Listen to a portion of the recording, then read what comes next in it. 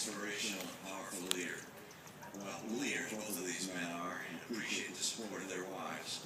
Thank you also for our Congressman being here, Bob Goodlatte. Appreciate his service and his leadership at a critical time in our nation's history. It's an honor to be with so many distinguished guests here, parents and friends, and of course the graduating seniors here at SVU. To the class of 2012, congratulations on a job well done. Now, to the parents, the years of investment and the prayers have added to this joyful achievement, and you're about to enjoy the new American dream. The new American dream is not owning your own home. The new American dream is getting the kids out of the home you own. Now, quite a few years ago, at a ceremony not unlike this one, I and my fellow graduates followed a tradition of standing and singing one of our high school hymns.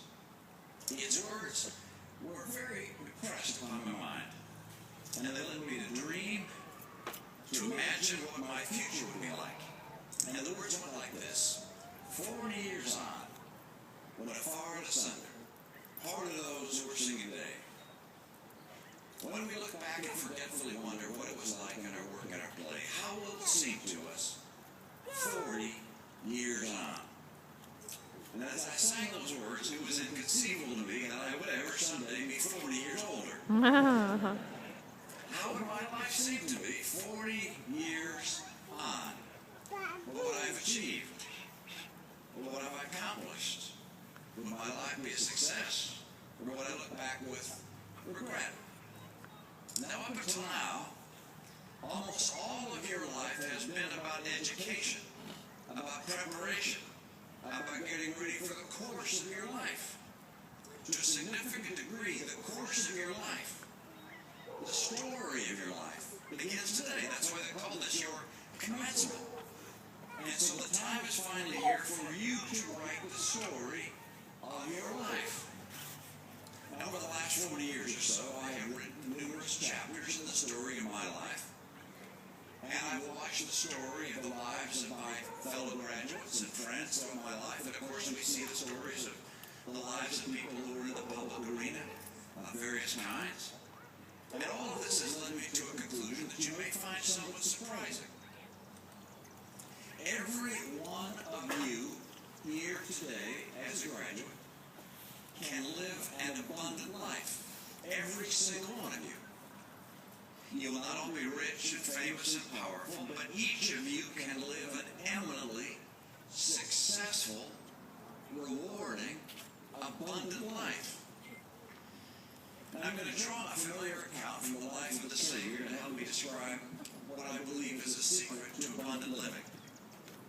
You recall that Peter and the other fishermen had been unsuccessful in catching fish, and the master directed them to return to their boats to go on deeper and to let down their nets again, which they did, and when they did so, they were met with enormous success.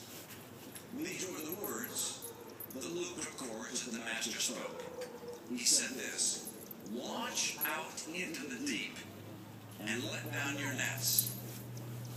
Launch out into the deep and let down your nets. In some ways, these words are a metaphor for life. Launch out to the deep. Don't live in the shallows. Live in the deep waters. Grasp every ennobling experience that's available to you. Embrace every dimension of living that challenges you, that educates you, that elevates you. Live for purposes greater than yourself. Lose yourself in the service of others.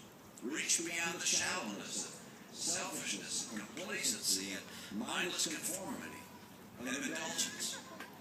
This is the promise. Launch out into the deep, and your nets will be filled. And how do you do that? Well, getting married is one way of launching into the deep. I'm so glad I found Anne when I was still so young. Combining your life with another person, particularly someone, man or woman, are as different as we are. This combination is extraordinarily challenging and enormously rewarding. Some people could marry but choose to take more time, they say, for themselves. Others plan to wait until they're well into their 30s or is so much of living, I'm afraid. For the beginning of recorded time, the prophet Adam told us this life secret. Therefore shall a man leave his father and his mother, and shall cleave unto his wife. Marriage is a gift from God. Now, some may dismiss the counsel coming from the Bible because it comes from a book which they discarded. But the Bible is one of two things. Either it's the Word of God, as I believe, or it's the product of brilliant philosophers and sages who have observed lives and nations and civilizations and history over thousands upon thousands of years. Either way, the Bible is a pearl of wisdom, the distillation of lessons of life. And so when it says, Mary, listen. Now bringing children into the world is also launching into the deep. I had friends who weren't sure whether they wanted to have kids. They told me they were going to buy a dog first to see how that went. A dog.